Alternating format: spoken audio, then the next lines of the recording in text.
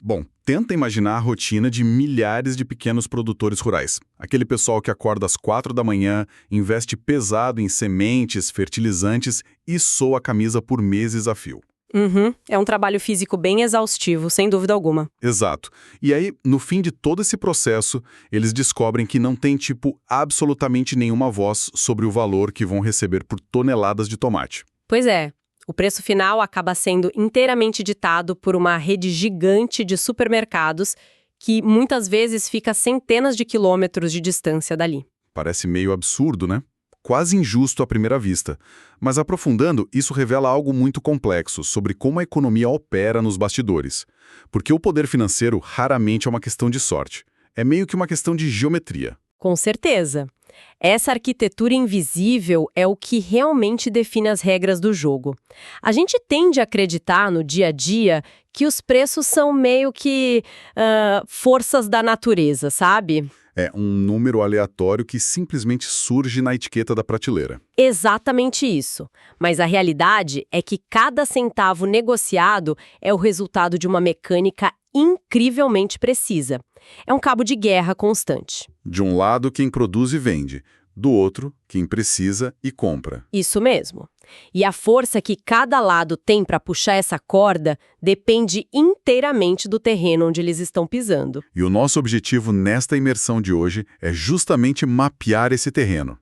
Vamos olhar sob o capô do ambiente econômico e entender de fato o que são as chamadas estruturas de mercado. É fundamental. Para quem acompanha a gente e quer parar de ser só um passageiro na economia, decodificar esse sistema muda completamente a visão sobre qualquer transação. Desde a compra de um cafezinho na esquina até aquelas fusões corporativas gigantescas, né? Com certeza, o conceito central aqui gira em torno de uma pergunta muito simples. Quem é que manda no preço? Num cenário ideal, a força bruta da concorrência faria com que o próprio mercado ditasse essas regras, sem que ninguém tivesse o controle absoluto. Só que na prática não é bem assim. Muitas empresas conseguem manipular esse ambiente para impor os próprios preços através do que a gente chama de poder de mercado. E a ferramenta de comunicação para que tudo isso aconteça é o próprio preço, certo? Ele não é só um número no caixa. Não, de jeito nenhum. O preço é o sinal mais poderoso de um ecossistema econômico. Eu gosto de pensar que ele funciona como uma espécie de farol, ou os batimentos cardíacos desse ecossistema. Nossa, essa é uma ótima analogia. O preço é um mecanismo de autorregulação por excelência. Pensa na dinâmica de oferta e demanda. Se uma geada forte destrói parte da safra de café, a oferta despenca na hora. E com menos café disponível no mercado, o preço dispara. Exato. E esse aumento de valor manda um sinal claríssimo para dois grupos. Para quem consome, a mensagem é: olha, o produto está escasso, então compre menos ou busque um substituto tipo um chá. Ah, entendi. E para quem planta, o sinal é outro? Perfeito. Para outros agricultores que talvez plantassem soja, o sinal é: pessoal, o café está dando muito lucro agora, comecem a plantar café. E aí a mágica acontece. A alta do preço atrai mais produtores, a oferta volta a subir e, com o tempo, o preço cai de novo até achar um novo equilíbrio. Exatamente. É quase um sistema imunológico financeiro funcionando ali. Mas o que mais me intriga é que essa resposta natural, essa autorregulação, ela não acontece da mesma forma em todas as indústrias, né? Não mesmo. Esse farol do preço pode ser ofuscado ou até totalmente manipulado, dependendo de como as empresas ao redor estão organizadas. Então a gente não pode simplesmente presumir que o mercado de smartphones se comporta igualzinho ao mercado de trigo? De forma alguma. Para diagnosticar o nível de poder de uma empresa, a gente precisa analisar o DNA daquele mercado específico.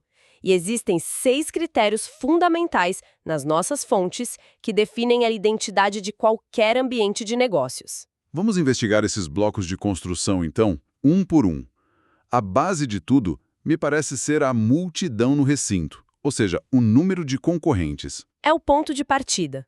Se um setor tem milhares de barracas vendendo a mesma coisa, a dinâmica é uma.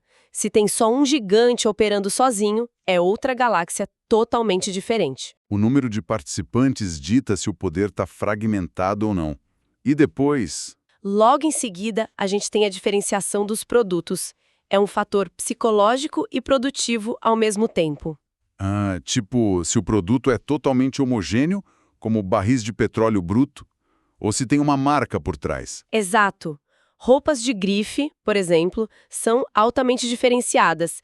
E essa diferenciação cria um escudo contra a concorrência, porque gera fidelidade, sabe? Isso levanta uma questão bem interessante. Se uma empresa cria um produto super rentável com uma margem de lucro gigante, a reação óbvia seria o mundo inteiro tentar copiar a ideia para pegar uma fatia do bolo. Uhum, seria o caminho lógico. Mas a gente sabe que isso nem sempre acontece. Por que as pessoas simplesmente não entram nesse mercado e começam a competir? Aí a gente chega ao terceiro e talvez mais crucial elemento, as barreiras de entrada e saída.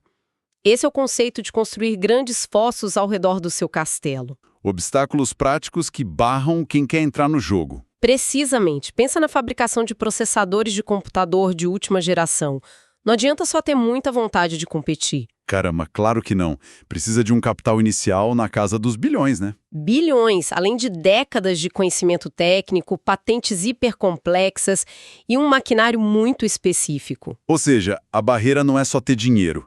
Pode ser uma barreira tecnológica, uma regulação, ou até o governo dizendo, olha, só quem tem essa licença pode operar aqui. E quanto mais alta for essa muralha, mais tranquilo dorme quem já está lá dentro, dominando tudo, o que nos leva naturalmente ao quarto critério, que é o poder de mercado. Que me parece ser a consequência direta de ter muros altos e quase nenhuma concorrência.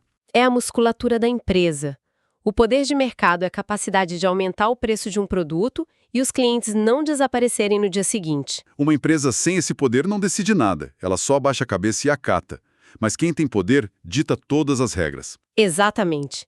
E o quinto critério parece brincar um pouco com a nossa percepção da realidade, que é a transparência da informação. Ah, porque num laboratório teórico de economia todo mundo saberia o preço de custo de cada produto, as margens de lucro, os defeitos ocultos. Mas na vida real, a opacidade é uma arma poderosíssima. A falta de transparência dá muito lucro.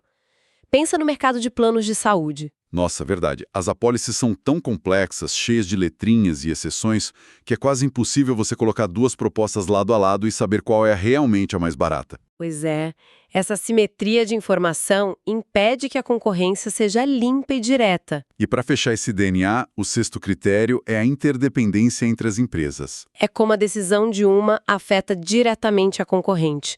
Um movimento de uma peça no tabuleiro muda o jogo da outra. Pensando em todas essas variáveis, sabe? Número de concorrentes, barreiras, transparência. Isso me lembra muito o visual de uma daquelas grandes mesas de som em um estúdio musical. Ah, como assim? Explica melhor. É tipo, imagina que a gente tem botões deslizantes para cada um desses 6 critérios. Se a gente deslizar o botão de barreiras de entrada lá para o máximo e derrubar o botão de número de concorrentes para o mínimo, a música que o mercado vai tocar muda completamente de ritmo. Perto de quem vende, existem 4 configurações principais. 4 grandes ritmos nessa nossa mesa, então. Isso. E a primeira configuração é a mais teórica de todas. A concorrência perfeita. Beleza, vamos ajustar os botões aqui. Na concorrência perfeita, os botões estão todos nos extremos da liberdade, né? Exato. Temos milhares de concorrentes bem pequenos, o produto é idêntico, digamos, sei lá, grãos de milho, as barreiras de entrada são inexistentes, Qualquer um pode acordar e plantar milho amanhã. a transparência é total e não existe interdependência, porque a produção de um vizinho é tão pequena que não afeta o preço global. E o detalhe crucial dessa configuração é o tal do poder de mercado, ele é absolutamente zero, as empresas são apenas tomadoras de preço. Elas são reféns da força da oferta e da demanda global. Como o milho de uma fazenda é igualzinho ao da fazenda do lado, se um agricultor tentar cobrar 10 centavos a mais por saca, o comprador simplesmente vai embora. Ele dá a meia volta e compra do vizinho sem pensar 2 vezes. Ele tem que engolir o preço que a Bolsa de Mercadorias determinou naquele dia. Olha, sendo bem cético aqui, isso existe de verdade na prática? Ou é um delírio de economista trancado em laboratório? É uma ótima provocação. Porque no mundo real, tudo tem alguma diferençazinha.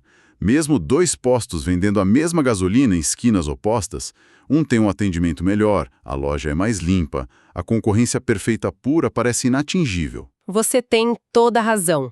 A concorrência perfeita é mais um modelo, idealizado, uma régua teórica. O setor agrícola básico chega bem perto, mas não é puro. Mas espera aí, se a transparência é total e ninguém tem o poder de mudar o preço sequer um centavo, como essa galera sobrevive? Eles só aceitam o destino e rezam para não falir? É aí que entra a frieza desse sistema. A única saída é um controle absurdamente paranoico dos custos de produção. Ah, já que não dá para aumentar o preço de venda, tem que cortar o custo. Exato. Se o preço é travado pelo mercado global, a margem de lucro só existe se a operação for cirurgicamente eficiente. Sobrevive quem gasta menos para produzir a mesma quantidade. Não tem espaço nenhum para ineficiência. É um verdadeiro moedor de carne. Dá para entender porque a maioria dos negócios tenta fugir dessa estrutura. O que nos leva ao segundo ajuste na nossa mesa de som, a concorrência monopolística. Isso. Aqui os botões começam a mudar. A gente ainda tem muita gente competindo e as barreiras de entrada continuam baixas. Mas o grande truque é que o botão da diferenciação de produto sobe. O produto deixa de ser só uma commodity genérica, né? Exatamente. E aí entramos no reino do marketing. Pensa numa hamburgueria artesanal abrindo as portas. Ela não vende só pão e carne. Ela vende a embalagem bonitona, o molho secreto, um ambiente legal. Isso. E ao convencer o cliente de que aquele hambúrguer é único, ela cria um pequeno feudo para ela. Ela ganha um poder de mercado limitado. Ah, entendi. Então o dono da hamburgueria não é mais um tomador de preço passivo. Ele pode cobrar mais caro que o vizinho sem perder todo mundo. Porque a marca segura o cliente. Mas as coisas ficam realmente tensas quando a gente sobe o botão de barreiras de entrada quase para o topo e derruba um número de concorrentes. Entramos no território dos gigantes agora. O oligopólio. O oligopólio é, de longe, o ambiente mais estratégico e arriscado de todos. É dominado por um clube muito restrito de corporações. E aqui pode ter produtos iguais, tipo cimento, ou super diferentes, tipo montadoras de carros. Certo? Uhum. A questão central é que as barreiras de entrada são colossalmente altas. Ninguém acorda num domingo e decide abrir uma companhia aérea do zero. Definitivamente não. Mas o botão que mais me fascina no oligopólio é o da interdependência. Ele fica no volume máximo, não é? É um xadrez psicológico sem fim. Nossa, demais! Porque quando você tem só 3 ou 4 jogadores na mesa, qualquer movimento de um afeta a vida do outro instantaneamente. Tipo, se uma operadora de celular resolve dar o dobro de internet pela metade do preço, as concorrentes têm que reagir em questão de horas. Senão elas perdem milhões de clientes. É uma tensão permanente. Isso pode levar a duas coisas, ou a uma guerra de preços predatória que machuca todo mundo, Ou a algo muito mais nefasto, que é a colaboração oculta, os famosos cartéis. exatamente. Em vez de ficarem se atacando, essas poucas empresas se unem nos bastidores e combinam os preços. Elas fingem que estão competindo na rua, mas na verdade dividem o bolo todo e mantêm o preço artificialmente alto. O cartel basicamente transforma um oligopólio num monopólio não oficial. Mas os cartéis têm um histórico fascinante de implodirem sozinhos, né? Por pura ganância e teoria dos jogos. Sempre chega uma hora que alguém trai o combinado para roubar todo o mercado. É o clássico dilema do prisioneiro em ação. O egoísmo que cria o cartel acaba destruindo ele. Mas a evolução final dessa mesa de som elimina qualquer necessidade de conluio. A gente desliza o botão de concorrentes para exatamente um. Bem-vindo ao monopólio. O ditador do mercado. Poder absoluto na veia. No monopólio, não existe concorrência. Logo, a interdependência é inexistente. Uma única empresa fornece um produto que não tem substituto. E as barreiras de entrada são paredes de titânio. Perfeito. Podem ser monopólios naturais, tipo a distribuição de encanamento de água da cidade. Não faz sentido 4 empresas rasgarem a rua para passar 4 canos diferentes. Tem também os monopólios legais, né? Tipo uma patente de um remédio. Isso, a farmacêutica tem poder total de fixação de preço por 20 anos. Ou o paciente paga ou fica sem o remédio.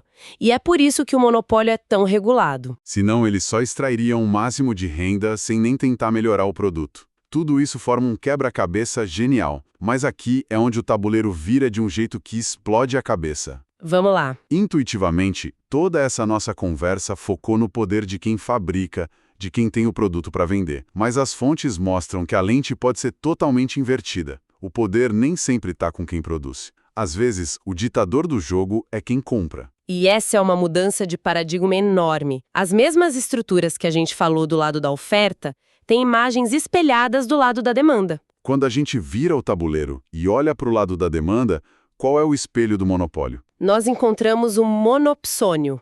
É um nome bem esquisito, monopsônio, mas o conceito é assustadoramente prático. É basicamente um único comprador para muitos vendedores desesperados por negócio. Altera totalmente a dinâmica. Imagina uma fábrica que produz uma minúscula peça de silício feita exclusivamente para um modelo de smartphone americano. Tá, tem dezenas de fábricas competindo para fazer essa peça. Só que existe uma única empresa no planeta Terra que compra essa peça. Caramba, é um checkmate. Se a gigante disser, olha, a partir de hoje vamos pagar 40% a menos, a fábrica não tem para quem vender. É inútil para qualquer outro aparelho. Exatamente. A fábrica tem que engolir o corte ou fechar as portas. O poder está com quem detém o monopólio da compra. Isso acontece no mercado de trabalho também, né? Pensa numa cidade pequena no interior, meio isolada. É um ótimo exemplo da fonte. Tem dezenas de enfermeiras morando lá, mas só um grande hospital. É um monopsônio de mão de obra. Se eles não aceitarem o salário oferecido, ou abandonam a profissão ou tem que se mudar. O comprador do serviço manda em tudo. O controle é absoluto. E se a gente expandir para um cenário menos extremo, mas ainda bem agressivo, temos o oligopsônio. Poucos compradores engolindo um mar de vendedores pequenos. Que nos leva de volta à cena do comecinho da nossa imersão. O pequeno produtor de tomate e as redes gigantes de supermercados. É o exemplo de livro didático. Os agricultores operam quase numa concorrência perfeita entre eles. Mas na hora de escoar a produção, eles esbarram num funil bem estreito. Apenas um punhado de grandes redes dominam a distribuição. Eles sentam na mesa, olham para o produtor e esmagam a margem de lucro. Se o produtor pedir um preço justo, a rede de supermercado simplesmente dá de ombros e compra do vizinho. É impiedoso. Outro caso clássico são os grandes frigoríficos regionais. Verdade. O fazendeiro tem o gado pronto para o abate, mas não pode viajar milhares de quilômetros com os animais. Exato. Ele é obrigado a vender para os 2 ou 3 frigoríficos da região dele. O preço da arroba é imposto. Não tem negociação. E para fechar esse lado do espelho, tem a concorrência perfeita pelo lado da demanda, que é o que a gente vive num shopping, por exemplo. Sim, milhões de compradores. Nenhum indivíduo tem volume suficiente para assustar o mercado. Ninguém entra numa padaria e exige pagar metade no pão se não vai embora. A padaria não está nem aí para uma única pessoa. Voltamos a ser apenas tomadores de preço. A gente aceita a etiqueta e vai embora. Essa visão em 360 graus, cruzando oferta e demanda com aqueles 6 botões da mesa de som, dá um raio-x definitivo do capitalismo pra gente. É. Sem entender essa arquitetura, não tem como analisar se um negócio é sustentável ou tentar negociar um aumento de salário. É lutar contra leis invisíveis. Entender o mecanismo por trás do preço é descobrir onde está o poder de barganha de uma sociedade de verdade. E, considerando tudo que a gente desempacotou hoje, fica um pensamento provocativo para a gente carregar adiante. Hoje em dia, a gente ouve que a tecnologia é a maior força democratizadora que existe. É a grande narrativa, né? Que a internet acabou com as barreiras de entrada. Exato. A promessa era que caminharíamos para uma gloriosa concorrência perfeita. Qualquer um com um laptop competiria no mundo todo. Mas na prática, as plataformas que prometeram pulverizar o poder acabaram virando oligopólios e monopólios absurdos. Elas dominam os preços, a distribuição e a nossa atenção. Pois é. A grande questão é, será que a tecnologia realmente destruiu as barreiras? Ou a gente só trocou os antigos monopólios de cimento e petróleo por novos e inatingíveis monopólios de algoritmos e dados? Vale a reflexão para quem acompanhou a gente. O jogo mudou ou os jogadores só trocaram de roupa? É uma excelente reflexão para levar adiante. Continuem sempre investigando o que se esconde atrás de cada preço. Um grande abraço a todos e até a próxima. E se eu dissesse que aquele livre mercado perfeito, sabe, aquele projetado nos modelos matemáticos mais elegantes que a gente aprende na teoria, na verdade, traz a semente da sua própria falha. Olha, essa é uma provocação e tanto para começar, hein? Pois é, mas pensa bem, quando a gente olha para a economia, é muito fácil focar só nas decisões individuais, né? Uma empresa que tenta, maximizar o lucro, um consumidor que tenta comprar pelo menor preço. Sim, a base da microeconomia clássica. Exato. Mas se o sistema fosse deixado completamente por conta própria, o nosso dia a dia entraria em colapso. Então, hoje, neste mergulho profundo nas fontes, a gente vai olhar para um gigante estrutural. O gigante que opera nos bastidores de absolutamente todas as transações, né? Isso mesmo. O setor público. E o objetivo não é entrar em debates ideológicos sobre tamanho de Estado, mas dissecar a mecânica da coisa. Entender por que a economia precisa de muito mais do que apenas a mão invisível do mercado. É a grande virada de chave, sabe? A transição da micro para a macroeconomia. Quando a gente inclui o governo e o setor externo na equação, a gente deixa de olhar para uma única árvore. E passa a analisar a floresta inteira. Perfeito. E o comportamento da floresta obedece a regras muito diferentes.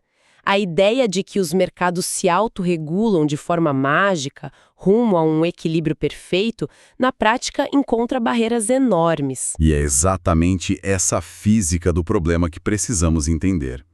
Há um consenso técnico nas fontes de hoje sobre as chamadas falhas de mercado. E a primeira delas, que acho bem intuitiva, é a questão das externalidades. Mas como isso quebra a eficiência do mercado livre? Bom, a quebra acontece porque o mercado é por natureza míope para custos ou benefícios que não afetam diretamente o comprador e o vendedor. Como assim? Imagina uma externalidade negativa, tipo uma fábrica poluindo um rio. A empresa calcula o custo de produção baseado em matéria-prima e salários, né? O consumidor paga o preço final daquele produto, mas nenhum dos dois está pagando pelo rio destruído. Ah, quem assume esse prejuízo é a comunidade em volta. Exatamente. Como o mercado livre não precifica esse dano ambiental, o Estado tem que intervir. Ele entra criando regulações, aplicando multas ou impostos, forçando o poluidor a internalizar aquele custo. Faz todo sentido. E o mesmo princípio vale para o lado positivo, certo? Tipo, pesquisa científica de base ou vacinação em massa. Com certeza. O benefício gerado para a sociedade é muito maior do que o lucro que uma clínica privada teria oferecendo uma vacina individualmente. Quer dizer, se deixarmos só na mão da iniciativa privada, a produção desse bem vai ser muito menor do que o necessário. E isso leva a gente direto para a segunda falha de mercado, que são os bens públicos. Eles têm duas características inegociáveis. Eles não são excludentes e não são rivais. Vamos traduzir isso para a realidade de quem nos ouve. Claro. Pensa num sanduíche. É um bem privado. Se uma pessoa come, a outra não pode comer. Então ele é rival. E o vendedor pode impedir quem não pagou de consumir. Logo, é excludente. Certo, o sanduíche é exclusivo. Mas agora pega a Defesa Nacional, as Forças Armadas. Ou um farol guiando navios no litoral. Não tem como cobrar tarifa de cada navio que olha para a luz do farol. E o fato de um navio olhar não impede que o outro também olhe. Nossa, verdade, a iniciativa privada não tem como empacotar essa luz e vender com lucro. Pois é. Se o Estado não provê esses bens arrecadando de toda a sociedade, eles simplesmente não existiriam. Outro ponto das fontes que me chamam muita atenção é a assimetria de informação. A analogia clássica é a do vendedor de carros usados, né? Ele sabe se o motor vai fundir, enquanto o comprador só vê a pintura brilhante. Clássico. Mas hoje, no mundo digital, isso ganha proporções gigantescas. Exato.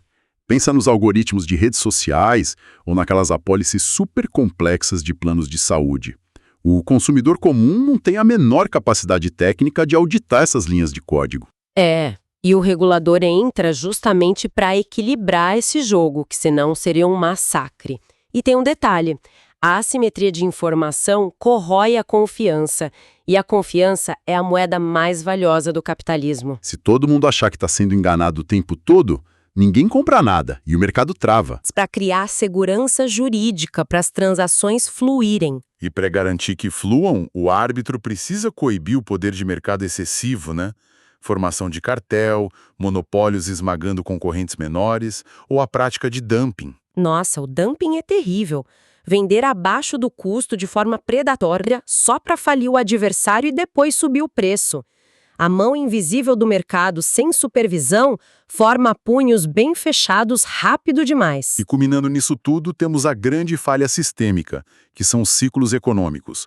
O mercado é super suscetível a bolhas de euforia e pânicos paralisantes, gerando inflação ou desemprego em massa. E a economia não tem um mecanismo de autocura rápido que não envolva um custo social devastador. Então, com esse diagnóstico de falhas, o gigante precisa agir. O governo assume 5 funções macroeconômicas. A alocativa, provendo bens públicos, a distributiva, para reduzir a desigualdade. Que é vital para domar a inflação e manter empregos, né? Exato. E tem a reguladora, criando leis, e a fiscalizadora, que dá dentes a essas leis através de órgãos como a Receita Federal ou a Anvisa. Mas como o governo faz isso na prática? Aí entram os instrumentos, as políticas macroeconômicas. Temos a comercial e a cambial, que lidam com importação e câmbio, a política de rendas, controlando salários, e o grande motor duplo, a política fiscal e a monetária. A fiscal é o orçamento, arrecadação e gastos, e a monetária é o Banco Central controlando o dinheiro circulando e a taxa de juros, encarrecendo ou barateando o crédito. Exatamente. Se a economia está parada, com desemprego alto, o governo pisa no acelerador. Uma política expansionista. Aumenta gastos, diminui impostos e corta juros para estimular o consumo. Mas se superaquece, com muito dinheiro correndo atrás de poucos produtos, a inflação dispara. Aí pisa no freio. É a política contracionista, cortando gastos e subindo juros.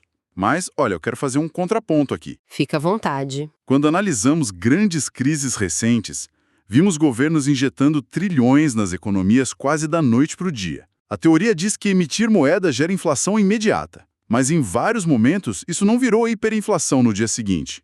Por que essa regra parece tão complexa na prática? Excelente desafio à teoria básica. A inflação não é só sobre a quantidade de dinheiro criada, sabe? É sobre a velocidade com que esse dinheiro circula e a capacidade de absorver essa liquidez. Então se as pessoas estão com medo de gastar durante uma crise... Exato. Elas acumulam o dinheiro por medo do amanhã. O dinheiro fica empossado no sistema financeiro. A demanda real não sobe imediatamente na prateleira do supermercado. O mecanismo de transmissão inflacionária exige que a demanda por esse dinheiro extra seja maior que a oferta de bens, então. Perfeito. A riqueza real não está no volume de papel moeda, mas a capacidade de produzir coisas. Emitir moeda para financiar déficit de forma irresponsável sempre dilui o valor da moeda. Por isso é uma ferramenta excepcional. O que nos traz para o mundo real do financiamento. O Estado precisa capturar recursos da sociedade, e a força motriz são os tributos. Mas as fontes fazem uma distinção técnica que pouca gente nota. Chamamos tudo de imposto, mas tributo é o guarda-chuva que se divide em 3. Essa distinção é fundamental para quem está ouvindo entender para onde vai o dinheiro. Os impostos, tipo imposto de renda ou IPVA, não têm uma destinação vinculada. Vão para o caixa único e podem financiar desde uma ponte até o judiciário. Tá, e as taxas? As taxas são cobranças por um serviço específico e divisível. Por exemplo, a taxa de emissão de passaporte ou coleta de lixo. Tem uma prestação de serviço atrelada ali. E a terceira categoria são as contribuições, né? Que já nascem com uma finalidade carimbada em lei, tipo a contribuição previdenciária, que não pode ser usada para asfaltar rua, tem que ir para a Seguridade Social. Isso mesmo. E falando em arrecadação, é impossível não mergulhar numa das mudanças mais profundas que as fontes destacam, a reforma tributária no Brasil. Sim. Durante décadas, o sistema brasileiro de impostos sobre consumo foi uma cascata. O imposto cumulativo gerava distorções absurdas. Agora vem o imposto sobre valor agregado, o famoso IVA. Como isso muda o jogo para as empresas? O impacto é transformador, porque ataca essa cumulatividade. No sistema antigo, cheio de siglas, o imposto incidia sobre o valor total da nota em cada etapa. A indústria pagava, repassava para o distribuidor, que pagava imposto sobre o imposto que já estava embutido no custo. Era o nefasto imposto sobre imposto. Uma loucura. O famoso custo Brasil? Nossa, e como encarecia tudo. O modelo do IVA é não cumulativo. Cria-se o IVA dual. a CBS federal e o IBS para estados e municípios. Em cada etapa, a empresa paga imposto só sobre o valor que ela adicionou ao produto. Então ela abate o imposto pago na etapa anterior como crédito tributário. Exato. Traz uma transparência quase cirúrgica. O investidor sabe o que é custo e o que é tributo, desonerando exportações e investimentos. E ainda tem a criação do imposto seletivo, o IS, que faz o link com o que falamos de externalidades negativas. Ele sobretaxa produtos prejudiciais à saúde ou meio ambiente, tipo cigarro. É uma aplicação prática da correção de falhas de mercado através da política fiscal. Bom, já vimos como bilhões entram na conta do governo. Agora, como isso é gasto? As despesas são divididas entre despesas correntes, que mantêm a máquina viva, pagando salários e juros, e as despesas de capital, que são investimentos como construir rodovias. Mas como gerenciar isso tudo sem cair no caos absoluto? Aí a gente entra na engenharia do processo orçamentário. É estruturado em 3 peças fundamentais que funcionam como engrenagens conectadas. Deixa eu tentar visualizar isso. É tipo planejar a construção de uma cidade do zero. A primeira peça, o PPA, o Plano Plurianual, é o plano diretor, feito para 4 anos. Não diz qual parafuso comprar, mas define a meta, tipo, teremos 3 novas zonas industriais. Ótima analogia. O PPA estabelece a diretriz de médio prazo, mas um plano de 4 anos precisa ser desmembrado. Aí entra a segunda engrenagem, a LDO, a Lei de Diretrizes Orçamentárias. Seguindo a analogia, a LDO é a regra do jogo para o ano que vem. Tipo, este ano a prioridade é saneamento, não vamos gastar com praças. E as fontes enfatizam que o projeto da LDO tem que ser enviado ao Congresso até 31 de agosto. Esse prazo é vital porque a LDO é o filtro para a terceira peça, a LOA, a Lei Orçamentária Anual. Se a LDO define as regras, a LOA é planilha exata, onde as receitas são estimadas detalhadamente e as despesas fixadas. E não é decidido a portas fechadas. O Executivo propõe, mas o Legislativo debate, modifica e aprova. E os tribunais de contas monitoram a legalidade de cada centavo gasto. E isso nos leva a um momento da verdade, o resultado fiscal. É a grande métrica, né? Pois é. É intuitivo pensar que, se arrecadou mais que gastou, é superávit. Se gastou mais, déficit. Mas o diabo mora nos detalhes, com 3 níveis de resultado. E eu quero jogar uma pimenta aqui. O mercado entra em pânico com o resultado primário. Mas por que focar nele, se o resultado nominal, que inclui os juros da dívida, é o retrato real do buraco do país? Essa dúvida é essencial para entender risco. O resultado primário calcula a diferença entre receitas e despesas, mas excluindo os juros. Ele é o termômetro do esforço fiscal. Pensa numa empresa endividada. Certo. Antes do banco olhar os juros, ele quer saber se a operação principal da empresa dá lucro ou prejuízo. Se nem cobre o custo operacional, que seria um déficit primário, a situação é insustentável. O primário mostra se o governo gera caixa para começar a pagar a dívida. Entendi. Mostra a trajetória. Prova que consegue frear a máquina antes de se preocupar com os juros passados. Mas, bom, em algum momento os juros têm que ser contabilizados. Com certeza. E aí entra o resultado nominal. Pega o saldo primário e soma a fatura dos juros. É a fotografia nua e crua da necessidade de financiamento. Mas tem uma terceira camada analítica bem refinada, o resultado operacional. E como ele difere do nominal? O operacional ajusta o nominal tirando o efeito da inflação sobre o estoque da dívida. Em cenários de inflação alta, o nominal parece um desastre, mas parte gigante daquele pagamento é só reposição do valor da moeda, não ganho real para os credores. O operacional limpa a ilusão monetária. É fascinante ver como todas essas alavancas culminam na relação diária entre o Estado e a empresa privada. A dinâmica vai muito além do estereótipo do leão cobrador de impostos. É simbiótica. As empresas geram riqueza, mas o Estado dita as condições. A palavra simbiótica é precisa. O setor público precisa do privado dando lucro e gerando empregos, senão a arrecadação despenca. Por outro lado, a empresa mais inovadora não prospera sem segurança jurídica, sem estradas ou sem um sistema de educação para formar os trabalhadores. Tem o peso da tributação, mas tem o oxigênio dos estímulos. Governos usam subsídios ou crédito para fomentar setores estratégicos que o mercado financeiro acha arriscado no início. E tem a vigilância contínua combatendo monopólios para proteger a livre iniciativa. É o fio da navalha entre proteger a sociedade e sufocar a inovação. Esse equilíbrio é o santo graal. Se o Estado age de menos, o mercado gera desigualdade e destruição ambiental. Se age demais, com excesso de regulações e tributação, paralisa o empreendedor e gera estagnação. E assim concluímos nossa jornada estrutural de hoje. Exploramos das falhas de mercado até as políticas fiscais e monetárias, desvendamos o PPA, LDO e LOA e terminamos interpretando a relevância dos resultados fiscais. E o que fica claro é que compreender essa engrenagem macroeconômica é um poderoso exercício de cidadania, sabe? A gente deixa de avaliar políticas com base em intuição e passa a cobrar resultados palpáveis na alocação dos recursos da sociedade. Com certeza. E para encerrar esta análise profunda, deixe um pensamento provocativo para quem está ouvindo. Vimos que o Estado precisa regular para corrigir falhas de mercado.